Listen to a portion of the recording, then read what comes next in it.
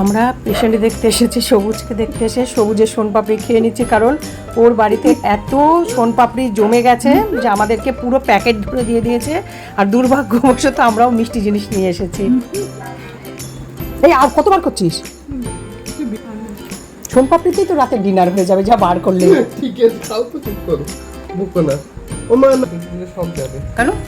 আমার এই অবস্থা আমি কি করে করবো? লক্ষ্মী পুজো দেরি আছে তো। বলেই বা, তারপরে এই দেখো কলকাতা থেকে ঠাকুর আনে, এবার কুমোরটুলিতে যেতেও পারবো না। ওইসব করতে যেও না তুমি, হয়েছে নিরাপত্তা পালন করে থাক। পুরো তুমি চা খাবে না? সবুজ খাবে না? সামনে বাড়ি এসে ওরাই ও দেখ উঠেছে, আমি তো ফটো দেবো মুখে বলি সকালবেলা। দারুণ না শুভ্রা? খুব সুন্দর, খুব সুন্দর। রাতের রানী, রাতের রানী। হ্যাঁ তো ছেলেটা তরকারি খেতে চাইছে, ওকে একটু একটু ফুল বেরোবে, তারপর বড় হতে হতে এরকম ঝুলে যাবে। অনেক গাই পাতায় ফুল হবে, হ্যাঁ। তো কোনো মতেই ছেড়া যাবে না পাতা। না না না না না